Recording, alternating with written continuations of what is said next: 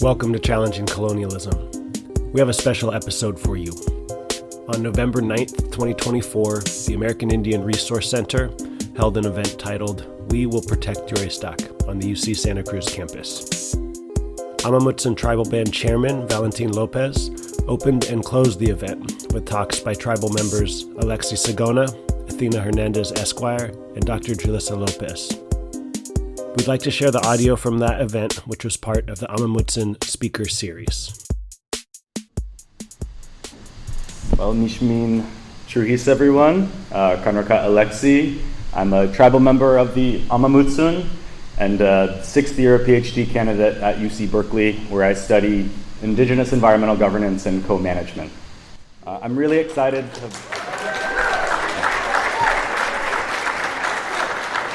It's great to have so many cousins in the audience. So I'm going to be talking about something that's pretty special to my heart. It's particularly because I became more involved in the Amah Mutsun tribal band in our community when I was a teenager, 18, young first-year undergraduate student. I reached out to our chairman, Valentin Lopez, and asked how I can get involved.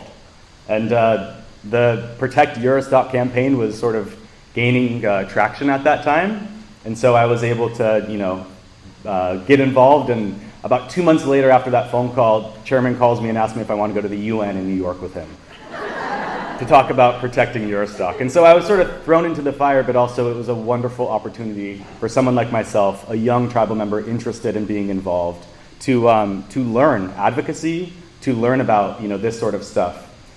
Protecting Mother Earth mainly is what it comes down to. And what I think is really important to highlight right now is that this isn't just like a reactionary, let's fight against this development, and let's think about why this should not be a mine, right? It's also thinking about an indigenous future, right? Thinking about these visions of what this could be, what this place could become. Thinking about the alliances that can be had between environmentalists and tribal members and other people in the local community, right? I think there's a lot of envisioning here. The Juristac campaign survived through the pandemic and all those sorts of things where people really had to find something to bring them hope. And I think that brought a lot of hope to us, to me as well, I can say. So I'll be talking a little bit about the campaign, kind of what's at stake, and what's sort of the vision that the tribe has. And then there's some wonderful 3 other Amah Mutsun speakers that are going to be following me. So Juristac, or Juristac, is at the heart of the ancestral lands of the Amah Mutsun. It's near Gilroy, California. If you're going Highway 101 south, past Highway 25 or so, you're going to see the Santa Cruz Mountains on your right kind of ending. And then kind of where you hit 129 or Chittenden Pass, that area is the Juristac area. And here you can see the Pajaro River, that's right here, this riparian corridor, which goes right through Juristac. And so Amah Mutsun ancestors lived there for thousands of years, gathering medicines, having ceremonies, inviting other indigenous peoples there for different events. And these hills and all these amazing features are very sacred to the Amah Mutsun. So here it is on a map, if you can see in the yellow, the Juristac point. So it's not too far from Santa Cruz if you go through Watsonville and head east a little bit. This is another vantage point where you might be able to see the northernmost section of the Monterey Bay, where Santa Cruz is, on the top left. And then more in the center, you can see the Santa Cruz Mountains sort of ending in this area. And so this is where Juristac is, sort of that area of the Sargent Hills. And so just to get a sense of where we are right now and where Juristac is. This is where they want to put the mine. The mining pit is supposed to go right in this beautiful section of the Sargent Hills. There's some wonderful wildflowers, riparian corridors. This is another area where it's supposed to go. So just to give you a sense of what this place looks like and what's at stake. Our tribal historian and Amah Mutsun Vice Chair, Ed Ketchum, talks about this as a place of power. And when Ed talks with me about what a power place is, it has inherent power. The people chose it to have power, right? So you can't recreate a power place in a sacred site in another place, right? So maybe when folks talk about mitigation, or why can't you just move over here or move the Juristac area somewhere else? That's not possible. right? The medicines here and the spiritual doctors, they went to Juristac for a very particular reason, because it is a power place. It's the place of the big head, or the big head dance. And so this is a quote from Kadina Giri, who talks about the Kuksui religion. It's a polytheistic religion. And so many California Indian peoples have this Kuksui religion, and this is where the ceremonies happened in Mutsun territory. So, talking about keeping the world turning, right? This is what at stake is these ceremonies. We want to bring these back to maintain balance in the world. And here on the right, you can see some Kuksui regalia that's actually held in a museum in Russia. I want to talk about some of the cultural uses in the 20th century. Despite the Amah Mutsun, surviving the missionization and the other periods of colonization, tribal members continue to use the Juristac area. And so, this might be with fishing in the Pajaro, harvesting mushrooms, hunting, and rabbit and things like that. And so here pictured is a tribal elder, Nathan Olivas, at the Juristac property. And he was actually going there, and he was telling me stories about, as a child, his father would take him hunting there and harvesting wild mushrooms in that area. And so, this is still, we might think about this place as being like long forgotten and, important for Amah Mutsun people before colonization. But still, there's tribal members today who have memories of this place, who think of it as an important area for congregating, for harvesting medicines and things like that.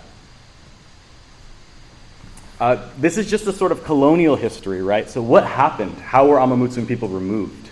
So before the 1760s, it was the Unihaima tribe, which is a tribe of the Mutsun people who lived there. There was about 200 folks who were living in that area. In 1776 was the first expedition that crossed through this Juristac area. And in 1797 was when the first mission San Juan Bautista was founded, the local mission that brought these Unihaima peoples to the mission. In 1833, the missions were secularized, and the lands were given to Spanish folks and then later to Americans in 1856. They acquired the land for $4,000. And then after that, it was used as a ranch. It was used for agriculture and also for oil and asphalt seeps. It was sort of mined. And in 1900, the Watsonville Oil Company began operating, and they had produced 780,000 gallons of barrels of oil, which is the largest amount of oil in any oil field in the SF Bay area. So this was also a place of extraction in the 20th century as well. So this place was taken from indigenous peoples, used for agriculture by the Spanish in the Mexican period as well. The Americans came in, practiced their own form of agriculture, kicked native peoples off the lands, and then it was mined. And now it's continuing that same legacy of people trying to profit from this place. Here's an old diseño, a Spanish-era map of the place. It's kind of hard to see, but if you ever want to go to the Bancroft Museum at Berkeley, there's all these old sketches of these historic ranchos. So let's talk about the biodiversity at Juristac, right? So these are non-human relatives. These are kin for Amah Mutsun people. We care about this place, not just for ourselves and for our ceremony, but also for our non-human relatives who are also stressed out from, as Chairman was talking about, changes on the landscape and things like that. And there's a high species diversity here. There's steelhead in the streams, there's burrowing owls habitat, there's American badgers, and so it's just a really important place. So it would destroy 248 acres of habitat that's utilized by the California tiger salamander and the red-legged frog. These are federally listed threatened species, and so these are in danger of going extinct. Another relative I want to talk about is wasaka, which is condor. So condors, they're at pinnacles. There you see the stars here on the map, Ventana Wilderness. These are the places where they're the most active. But Juristac is also in their range, right? They can go so far that they can go to the Juristac area. Other birds of prey that use Juristac as foraging habitat include the prairie falcon, the golden eagle, the owls. And the importance of wasaka is that wasaka brings prayers to the ancestors, right? They're the only birds that are big enough to fly over the Pacific to the other side to communicate Amah Mutsun's prayers to our ancestors. There's also burrowing owls there that are present at Juristac, and they're actually under consideration for listing for the California Endangered Species Act. So just another example of a wonderful non-human relatives that are there that are threatened, right? Their habitats are being threatened right now. Wildlife movement is another thing that's very important. So Juristac is a critical landscape for a linkage that connects the Diablo, the Gavilan, and the Santa Cruz mountain range. So it's almost like a highway for our non-human relatives, right? And so putting in something that's really noisy, that has a ton of light pollution, that's physically altering the landscape, that's really bad, that's really difficult for these non-human relatives to get through. And that's important because genetic inbreeding is an issue, right? So you have to have these populations be able to migrate through to different mountain ranges. Another species that's really important that I like talking about is poker, or hollyleaf cherry. Now, you might think of California native diet as consisting of acorn and salmon and things like that. But another, really important food that is less talked about is the hollyleaf cherry. Here you can see Kat and myself were harvesting some hollyleaf cherry in the Juristac area, and it's a native cherry to California. And what's eaten is actually the pits and the inside. The fruits are kind of small, but there's a quote from a Rumson relative, another Ohlone community member, who talks about how folks would make a hole in the ground and then you roast them overnight, and this would be the way to prepare the hollyleaf cherry. So this is just another example of a plant that you don't see too often on the landscape that is present at Juristac. The Amah Mutsun people like myself would love to continue learning how to care for this plant and learning how to process it and things like that, right? And so when you're thinking about losing habitat and stuff, it's losing those opportunities for youth in the future generations to be able to engage with hollyleaf cherry and things like that. Another plant that I've been lucky enough to learn how to harvest is the Tina, or Tredelea laxa. This is a native geophyte, and it has this beautiful white or purple flower. Here you can see me holding some of the corms, and I roasted them in the oven after that. Unfortunately, I didn't roast them long enough. So it's definitely a trial and error. I'm definitely learning, trying to learn from other folks as well of how to revise these foodways. But it's just another great plant that's at Juristac that is threatened from this mine. So this mine, right, it would create an open pit in the center of our world. There's natural and cultural resources like I talked about that would cause, that would suffer irreparable harm. And the current landowners, right, this Debt Acquisition Company of America, this LLC, they're an investment company. They just care about their profit. They don't care about these non-human relatives or the rights of Amah Mutsun or indigenous peoples to be able to practice religion. That's not a concern. And so the Santa Clara County Board of Supervisors are the ones that have the final decision-making say on this. So it's up to them to decide whether or not to approve this permit to create a hole in the ground. So here's just another map, kind of graphic of where it's going to be, the processing plants and the pits and stuff like that. So over a 30-year period, what they're trying to do is directly impact 403 acres of land.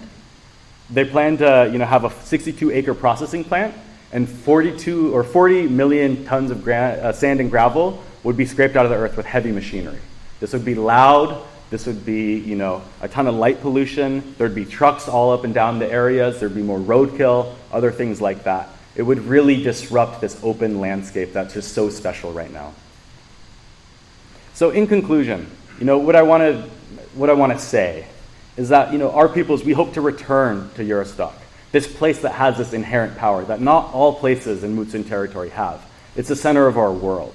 There's a deep cultural history there. There's an ability to reconnect to place, reconnect with our ancestors, reconnect with wonderful wildlife, our non-human kin. And I'll also say, Amah Mutsun Land Trust and Amah Mutsun Tribal Band have been working really hard to revitalize ethnobotanical knowledge, language, land-based stewardship practices. I see Isak right there, who's really good at indigenous fire and burning, right? Amah Mutsun tribal members have the capacity now so that when we do return to these lands, we'll be able to care for it, to restore the important qualities, the natural resources and the cultural resources that are there at Juristac. And so finally, I just want to say, right, land access and our ability to return to this place is really essential for cultural survival and cultural revitalization. So thanks so much for listening, everyone.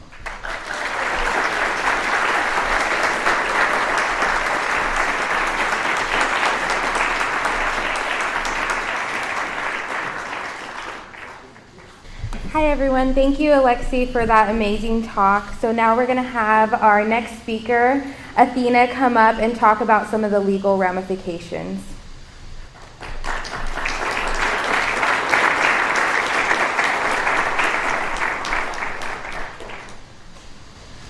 Nishmin Truhis Kanrakat, Athena Hernandez. Good afternoon, everyone. My name is Athena Hernandez, and I'm the General Counsel for the Mutsun Land Trust.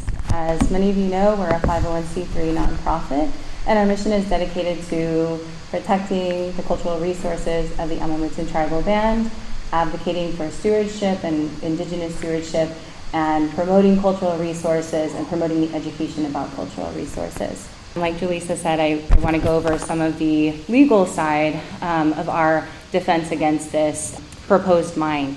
So first I want to talk about the just the environmental review process involved in trying to obtain a conditional use permit.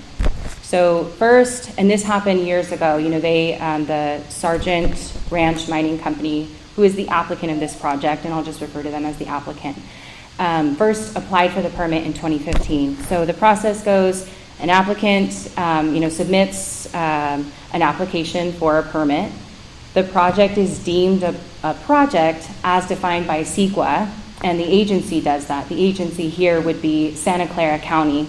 Sometimes it's not the county, but that's the Santa Clara County is the entity that basically has discretion and controls this entire process.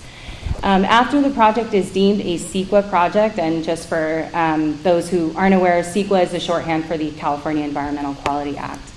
After that point, the agency reaches out to the tribe that's registered on the Native American Heritage Commission list, or the NAC list, and that here was the Amah Mutsun tribal band. And then they reach out to that person in order to consult under AB 52. AB 52 basically says if there is a tribe that is known and registered on the NAC list associated with the land where the project is being proposed, that agency, the lead agency, is required to reach out to that tribe and ask if they'd like to consult. After that, consultation begins. There's really not a designated time frame. It's basically just until consultation is complete. Once that's done, everything that has come out of consultation with regard to tribal cultural resources is then taken into consideration and incorporated into an environmental impact report. Sometimes, that report can be something else that has not as high of a standard as an environmental impact report. But for here, this project, that was the right project. That was the right mechanism, because the project is so complex, so large, and has very devastating potential ramifications for the environment and tribal cultural resources. Once that, typically it's a draft environmental impact report. Once that's prepared, that is released to the public, and that is something that's required under CEQA, because for large projects and some smaller projects, it's really important that the public is aware of all of the details involved in the project, all of the impacts, the potential impacts, and that the public's aware of what the agency is going to do about those potential impacts. Also, there's, tribal cultural resources is a big deal, and that's in the report. It doesn't go into detail about the specific tribal cultural resources, because oftentimes tribes, and our tribe definitely, considers all of that information in consultation to be confidential. So a lot of times, I wanted to address this because when I started getting into this and I would look at a draft environmental impact report, I wondered why there wasn't so much detail about the tribal cultural resources, and that's why. It's to protect the tribe and the tribe's interests. We basically operate such that we, will share under confidentiality stipulation with the lead agency the tribal cultural resources we've found to be the project has impacted, but we don't let that be released to the public. So oftentimes the findings and the conclusions are there as the agency sees them with regard to cultural resources, but the specifics are not going to be in there in terms of the names of the cultural resources, the reasons they're important, and so on. So that's a really important process here. Once the draft environmental impact report is released, the public has a comment review period. basically the public is able to, that includes organizations, that includes the Attorney General's office, for example, that also includes individual persons. That's a really important process because it allows for the public basically to have a huge say in whether or not the project should go forward, or more specifically, whether or not things were missed in the environmental impact report, because that report doesn't include anything about the community. That report is created by the agency as the agency understands the impacts, as the agency's consultants have explained the impacts. So that public review period is really important. It's really crucial, because once comments are submitted, the lead agency has to consider every single comment made by the public and incorporate any new information, include any new concerns that the public raised that the agency has not considered. And oftentimes, and this is one of many projects we are consulting on under AB 52, oftentimes we found, maybe not so surprising to everyone here, that lead agencies are just not sitting at the best position to judge whether, a project is going to impact cultural resources, environmental resources, and so on.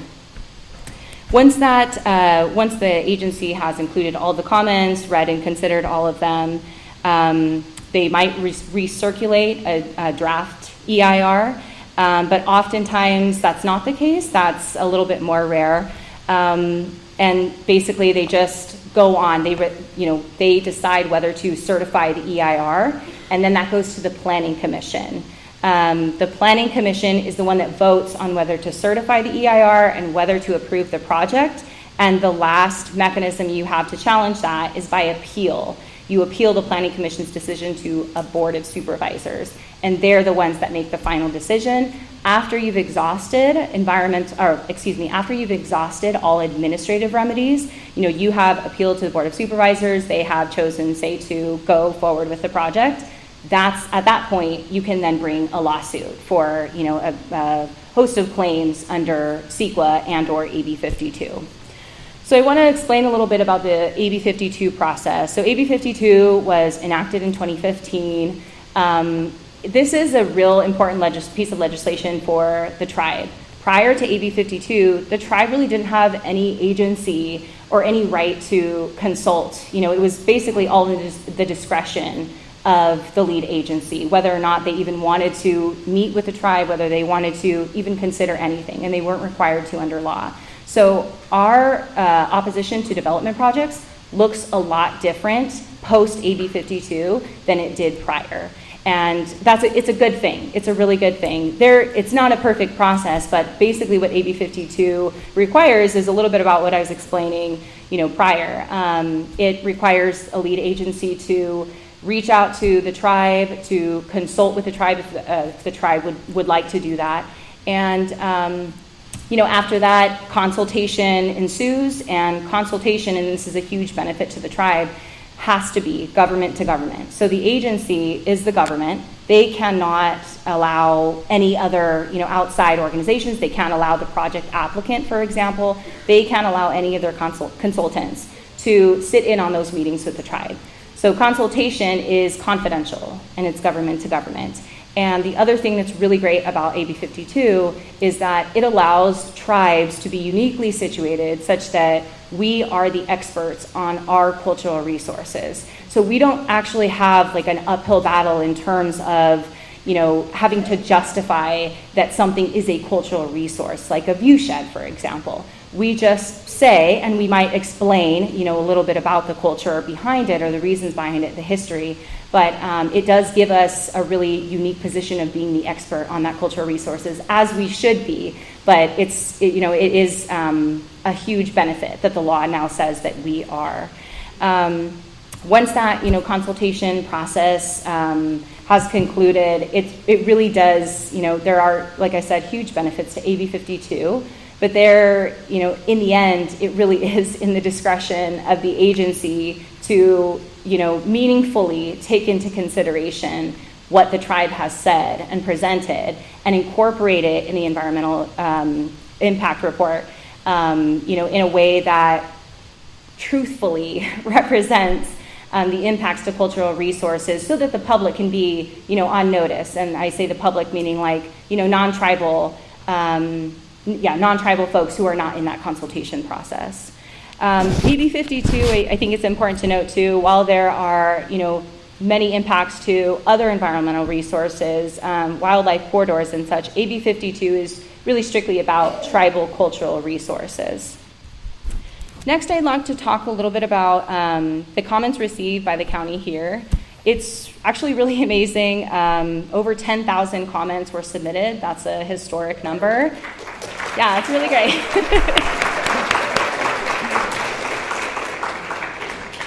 And of those 10,000, 99.99% opposed the project. That's the most ever for the project in Santa Clara County. And that was, really a result of the efforts led by not just the tribe, and of course, like tribal youth members were huge in that effort, but definitely our coalition partners. There were many city council members who approved resolutions opposing the project. There were universities, there were organizations like the ACLU.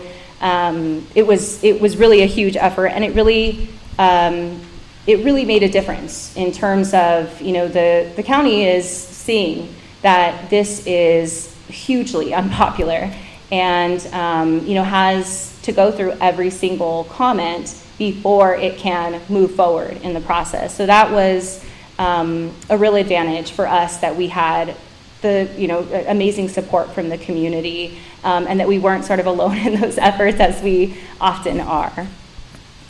Next, I want to go over the significant and unavoidable impacts. Alexii spoke to a lot of the resources that were going to be impacted here, a lot of the significance of the site.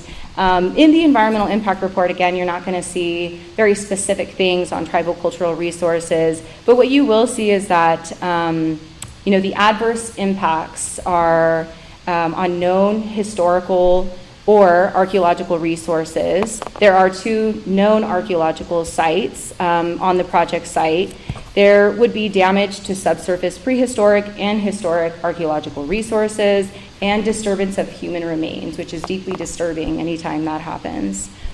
Lastly, I'll talk a little bit about the current state of the approval process. So the County Planning Commission will hold a public hearing on the final EIR when that's complete. Again, that's been a really long process because they've had to go through over 10,000 comments and consider each one.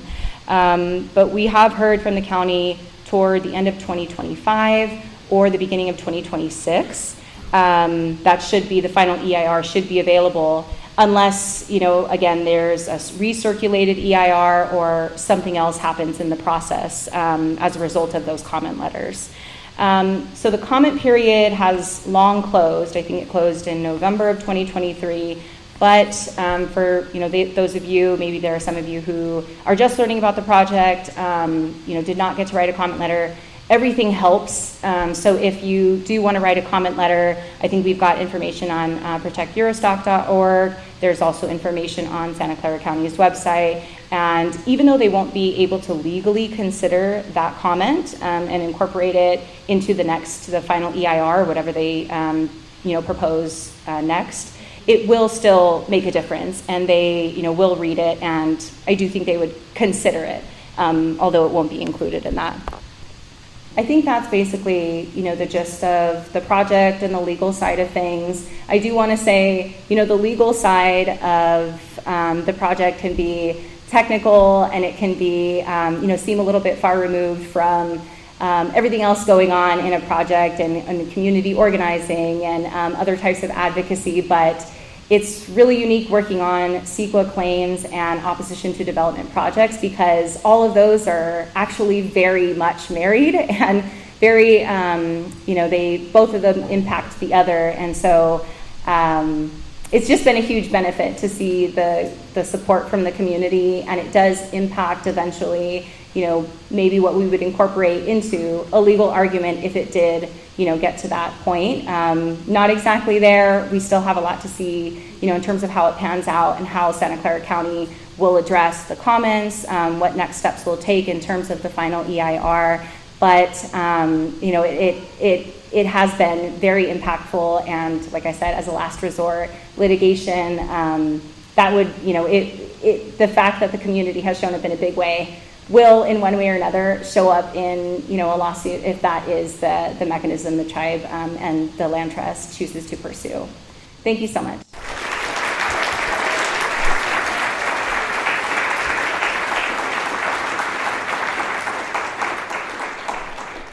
Okay, well, thank you all for joining us again today. It really fills my heart seeing such a full room. I was a previous undergraduate here at UC Santa Cruz, and I was, so exciting.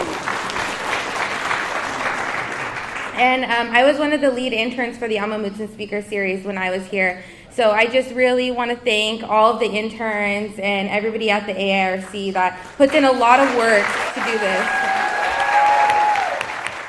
Okay, so my name is Dr. Julisa Lopez. I have to say doctor or my mom will get upset. Yes, so...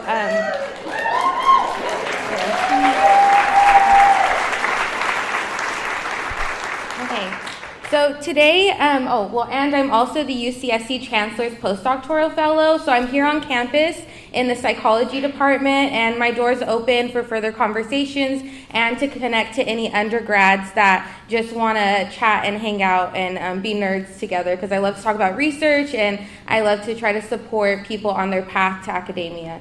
So I am going to talk to you all about how you can what motivated me to get involved in the Protect Juristac movement, what actions we have taken as a community, and ways you can get involved. So if we really get down to it, I was truly motivated by spite. I'll just be honest.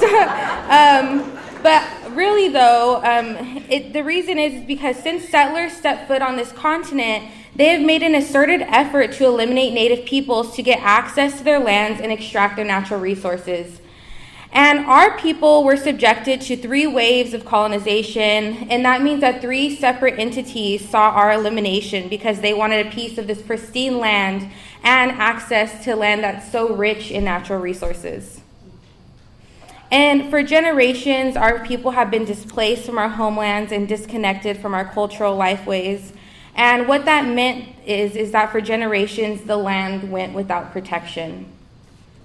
So for many generations, our land has been dominated by industrial agriculture, mining, damming, and other forms of extraction that we've shared with you all today. And Creator chose our people to protect and tend to our homelands, but through colonization and displacement and ongoing intergenerational trauma, our capacity to do so was severely undermined. And for the past 3 decades, we've been making an asserted effort as a community to fulfill our obligation as the original stewards of the land. And I picked up on something Alexii said, which is now we have the capacity to do so. And that is something that I was reflecting on as well, which is, it's nice that we shared that theme in our talk, is that, that capacity was taken from us. That right to know who we are and where we come from, that was taken from us. And we've been working to restore that. And so us being here today, being able to talk to you all with a huge crowd it took a lot more than I don't think anyone will actually truly be able to grasp. And we could, tell you how many hours we've driven over here from Fresno, from the Central Valley, from all different parts of California to come to reconnect. And I remember as a youth on those rides across the Pacheco Pass and past Gilroy and always having this sense of longing for this place and always feeling like, okay, it's time to leave. When is it going to be time to go back? And that's honestly one of the reasons why, too, I came here as an undergraduate student, was to finally have that opportunity to build that deeper connection. So I really just want to say that we're in such a special moment in time in our history as Amah Mutsun people that we've never been before. So I really just don't want us to underappreciate that moment. So this obligation to the land was also to ourselves. So by healing the land, we've also been able to heal our people. Through our advocacy work and reconnecting with our lands, our language, and our lifeways, we're building a collective purpose and identity, and our members are able to feel a pride in who they are and what it means to be Amah Mutsun. As an undergraduate at UCSC, I was motivated to fulfill this obligation as an Amah Mutsun person, and we started a petition to protect Juristac. It was actually me and another undergraduate student who was an ally that was like, oh, okay, like, what's the first thing we can do? Like, start a petition on campus, and now it's really grown a lot, as you can see. And while the movement had just started, I actually left to grad school, but since then, so many people have grown the movement to where it is. I literally just started a petition and then left, and everybody has done so much work to get the movement where it is today. So some of the actions we've done is in 2019, we led a 5-mile walk to call for the protection of Juristac, around 100 tribal members and 400 supporters of all ages participating in learning, praying, and working together to stop the proposed mine. Was anybody at that walk? I know we have some tribal members. Nice, awesome, great. And so this walk was very special because we had tribal members who are just a few months old to elders in their 90s that you can see right up in the front were leading the charge. And this walk was also special because it symbolized our returning home. So we started at Mission San Juan Bautista and we ended the walk at Juristac. And that symbolism is really important to us because, like I said, we're in a moment of returning home, of restoring our cultural lifeways, of revitalizing our knowledge. And Juristac holds a lot of that information. It's just waiting for us. So the next year was 2020, and as we know, the pandemic hit our communities really hard. But it's interesting because the pandemic actually brought our Amah Mutsun Tribal Youth Council closer together. We really yearned for each other and, connected virtually to host different meetings on different topics to really help our members get through the pandemic. And we didn't want the movement for Juristac to die. We wanted to keep it going. And so we decided as a youth council that instead of hosting a 500-plus walk, that it'd be safer if just the youth came out and walked that 5-mile walk from Mission San Juan Bautista to Juristac in 2020. And you'll see actually my sister Roxanne on the right of me, and that's where a lot of the imagery for this event has come from. It's actually an illustration of her standing right there. And she's right here in the front. There she is.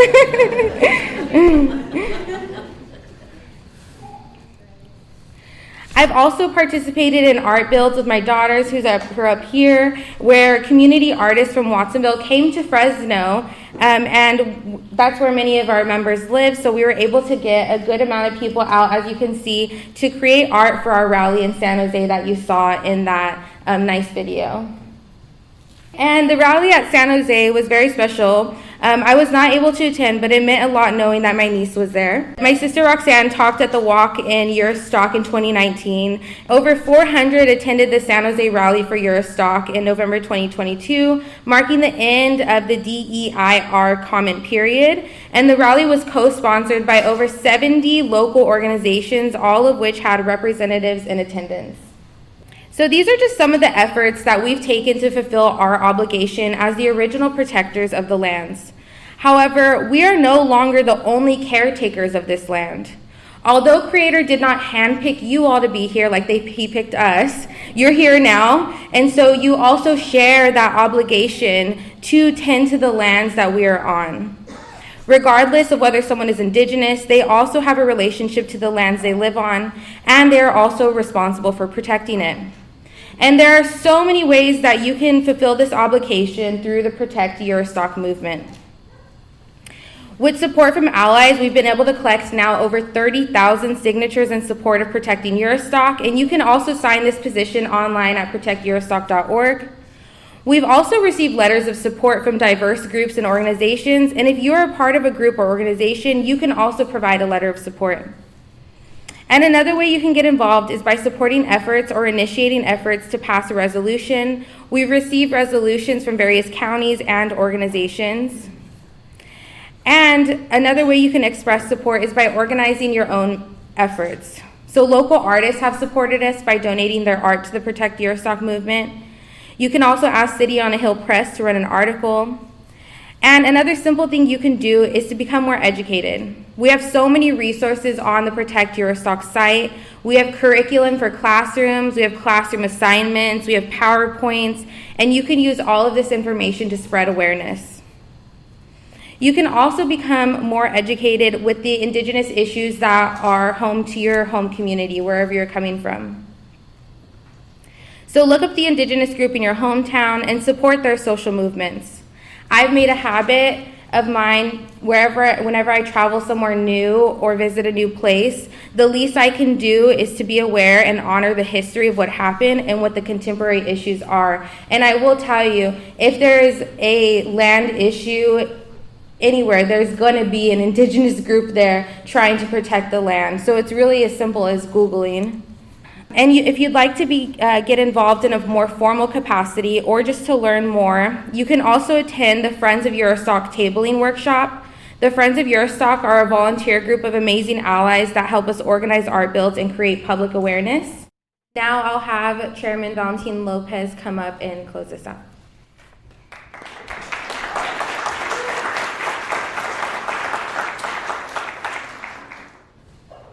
This is intimidating coming up after our members, wow. They didn't graduate from barber college like I did. But I want to give a little bit of tribal history of the Amah Mutsun. It's always best to start our story with our creation story. And our creation story takes place at Mount Amah. And Mount Amah was the highest peak in the Santa Cruz Mountains. And it was there that the world was covered with water, and as the water started to recede, the peak of Mount Amah became exposed. And there, Creator sent eagle, hawk, probably a peregrine falcon, and hummingbird to the mountaintop to help prepare the world for all that we have today. He had eagle talk to hawk, work with hawk to go down, to dive down into the bottom of the ocean to grab it with his tail on and to bring it to the surface. All the landforms you saw were brought up by hawk. And then they formed, and then they took a special clay and they molded it into the bees and the rabbits and the squirrels and the deer and the bear. And they made man and woman last. And they gave man and woman a special characteristic, an ability to make decisions, an ability to problem solve, ability to help others, and then a higher intelligence. And with that, they gave our people the responsibility to take care of Mother Earth and all living things within our territory. That gives us a moral authority and a moral responsibility to take care of the lands within our territory. And to take care of Mother Earth, as I said earlier, the people were scientists. With that directive from Creator to take care of Mother Earth and all living things, our people started studying about how to take care of the deer, how to take care of the bear, how to take care of the wildlife, the migrating fish, the migrating geese, etc. And they acquired a lot of knowledge over hundreds, perhaps thousands of generations. And each generation would learn a bit more, pass it to the next generation, and pass it to the next generation. And they learned the prayers, and they learned the songs, and they learned the places of power. And they learned how to use fire as a tool. And a good example is that of other knowledge they learned is just north of here. There's a site that's 7,500 years old. And that site has been continuously occupied. And it's a shell mound. And when you go out there and you study that, and we've done research out there with Berkeley and UC Santa Cruz and other universities, and whenever you look at that site, when you look at the shells, they're all the same size. 7,500 years they've harvested the same size of mussel shell in this case. You don't see large mussel shells, and you don't see the small ones. All you see is mussel shells all the same size. Our ancestors understood the importance of harvesting. You don't take the big ones because those were very important to ensure future descendants and that the species carries on. And you don't take the little ones because you want them to grow to maturity so they can provide a food resource or pass on the populations to the future and such like that. And so that harvesting, how you harvest, that was really important, and that's the kind of indigenous science that I talk about. Our people knew, most importantly, that Mother Earth was sacred. Creator made Mother Earth. How could it not be sacred? And our people understood it was their responsibility to maintain that sacredness. And they did that through a prayer, through ceremony, through making offerings, through reciprocating with the plants. You don't just take a plant, you give a prayer or a blessing, or you offer an offering of tobacco or sage in its place, to show that reciprocity and the importance of that relationship that we have with them.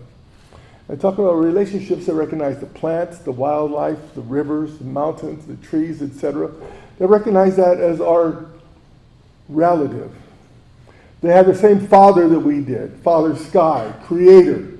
They have the same mother we do, Mother Earth, which provides and nourishes us and takes care of all of us in the same manner.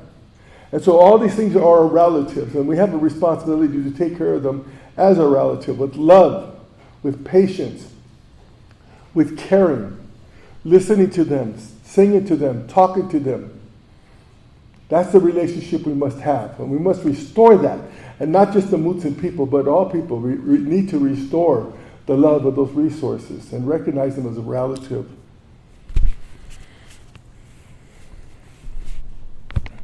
Juristac was our most sacred site.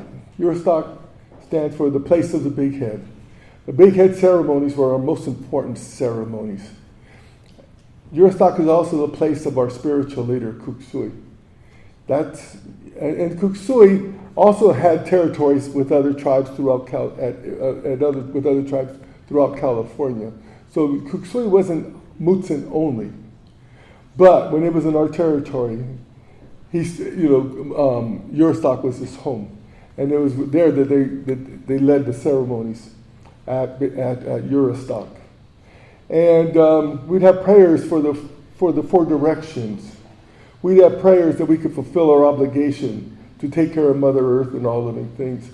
We'd have prayers of renewal, prayers for healing, etc. And when the colonizers came, that was the first thing to go, is the prayers for the land and treating it in a sacred way and having a relationship with it. That was immediately taken away. That's what this fight is about. This is what you have joined us and supported us in. And we love you for that. And we'll continue going forward that way. But this is our fight now. We're in this together. One important thing that I wanted to say is you heard about all the letters and the petitions and stuff like that. The Santa Clara County Board of Directors, Board of Supervisors, there you go, that didn't sound right. Board of Supervisors, one thing that they did is they created a human rights commission, to ensure the human rights of all people in the county. Well, we went to the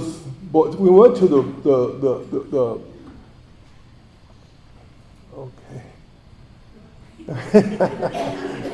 I know what that is. We went to the Human Rights Commission, and we talked to them, and we explained about what was happening at Juristac. And they had a hearing, and we had a number of people testify there. And they moved to state or to declare that what's happening at Juristac is a human rights issue, and it's a very important human rights issue for the county. And these county and the commissioners were appointed by the boards of supervisors. So it's going to be very hard for the county to deny or to approve that permit when it violates the human rights aspect of importance to indigenous people. A lot of you know that our tribe talks a lot about healing. And we have people here today who we work with and have consulted with and helped on healing and have worked together on healing. And we're very grateful for that. But I talked about our relationships with the land, the wildlife, and the plants. Those relationships were broken, and there's healing required there. The treatment of our native people through the through the Spanish and mission period, through the Mexican period, through the California American period, where there was great brutality, where there was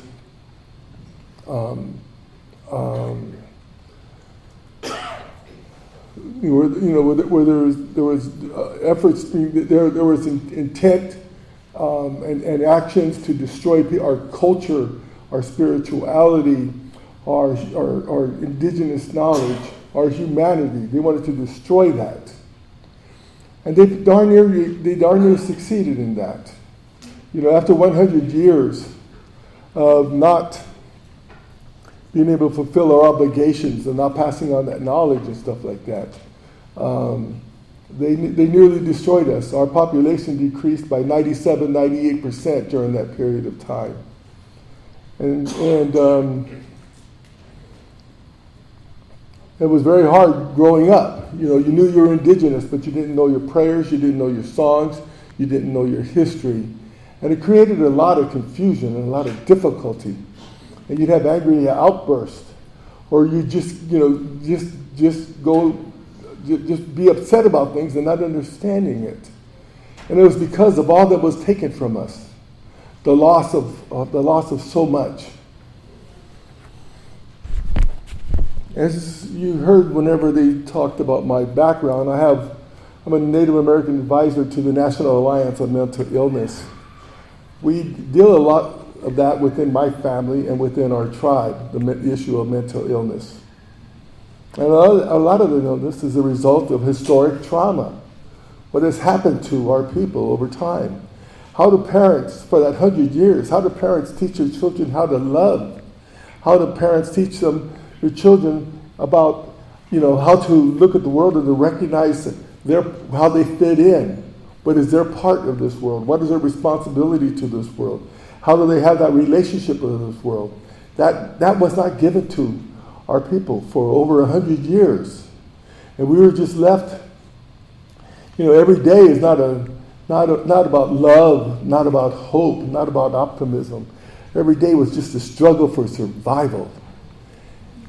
And then the ones that didn't figure it out, they grew up with violence, they grew up with confusion, they grew up with addictions. It just makes it so darn hard to know your part in this world. We have tremendous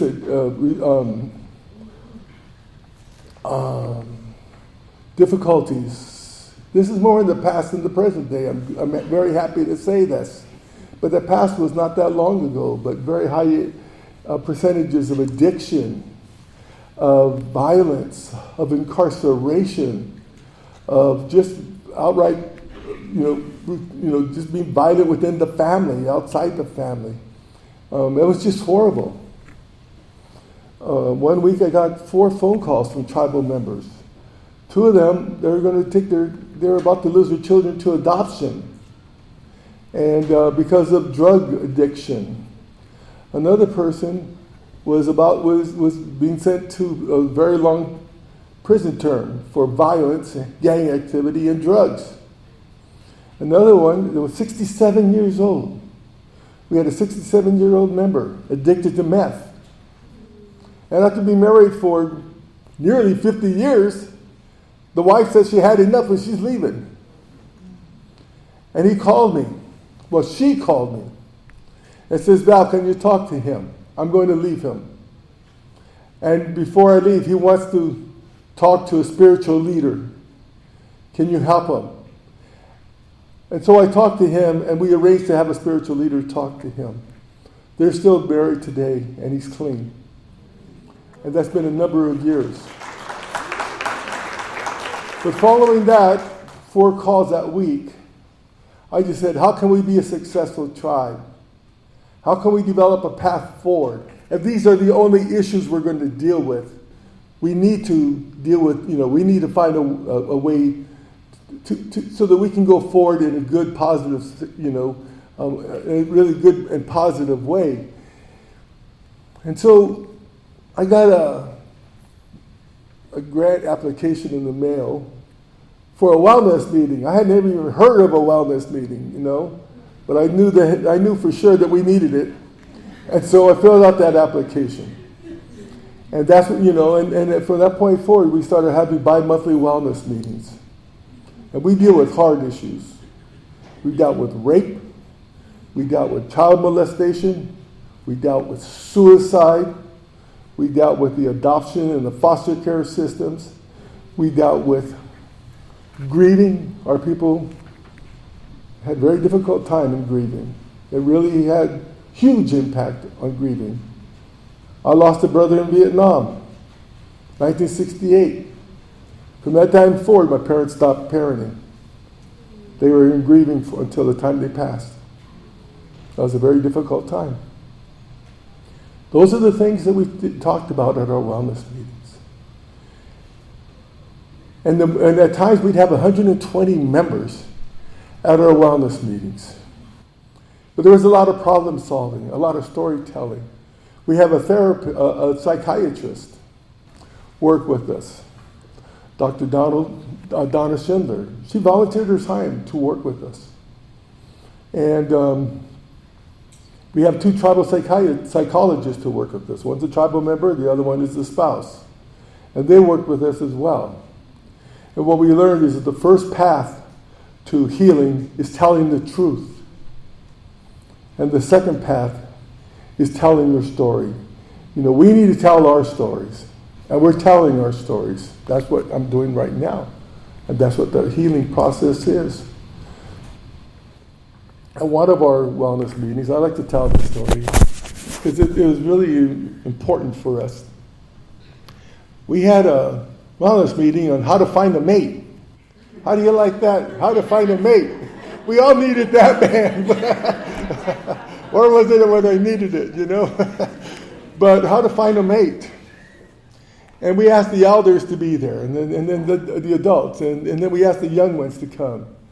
And boy, did those elders show up. And boy, did they have advice. Don't do this, don't do that. You know what I did when I was 15? You know what I did in my second marriage? You know what I did? They had stories to tell about how to find a mate. But it was important for our people who were listening to hear that. It was really important for them to hear that. And we thought that we were going to have one meeting, that how to find a mate turned into 3 meetings. That's how important and interesting this topic was, how to find a mate. But in the end, it comes down to simple. It is, to have a healthy relationship, you need 2 healthy people. You need 2 healthy people. If one person is a liar, if one person is a thief, if one person is a player, that ain't going to work. It is not going to work. And so we had at the wellness meetings, we talked about how do you get yourself healthy?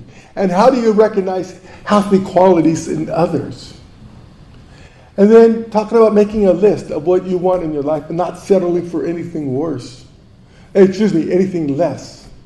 That's the kinds of things we did at our wellness meetings.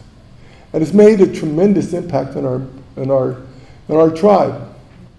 The other thing, before our 3 meetings were up, we talked about relationships, healthy relationships. What about healthy relationships for our tribe and our relationship with the state, with the church, with the cities, the counties, the federal government? I mean, how can we ever have a healthy relationship with them if they're not healthy? If they can't tell the truth about our history, if they can't recognize the way that they sabotaged the treaties that our tribe signed in 1851, if they cannot return the remains of our ancestors that they dug up and now have sitting in museums and universities, and if they have laws in the books that allow the destruction of our sacred sites and our cultural sites, how could we have a healthy relationship? I've written letters to the Pope, I've written letters to the President, I've written letters to the governor, to state senators, etc. I have not got one reply yet. I'd say, let's sit down and let's talk about healing. Not one reply. The only reply, the only interest I got was from a group of nuns. There was 4 nuns that, during when we were opposing Junipero Serra's canonization, they showed up. And they said, what can we do to heal? Because we were talking healing then. And they joined us for a couple of our wellness meetings, and they continue their work now within their community. And that's just incredibly important work. One of those nuns is here, Molly. Raise your hand, Molly.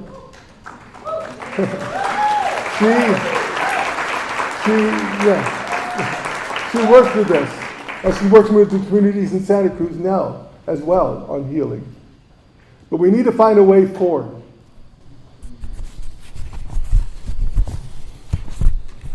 We will continue our fight to protect our sacred cultural lands. We will continue our fight to have the truth told. We will continue our work on researching to have to relearn the knowledge that we lost. And we will continue to fight to return to our lands so we can restore traditional stewardship to them and to heal the lands and all things. And we ask you to stand with us and be with us. I do want to say that when we talk about the church, about the history, we don't blame you, those that are here, and people that are here today. They weren't the ones that were paying the bounty money, and they're not the ones that was collecting the bounty money. We don't blame you. But we do ask you to please look at yourself and say, how much have you benefited from the theft of our lands, from the taking of the minerals and the resources, and the domination and destruction of our people? How much have you benefited? And what we ask is that you work with us today to help us restore our knowledge and restore our culture and help us return to our lands. Thank you very much.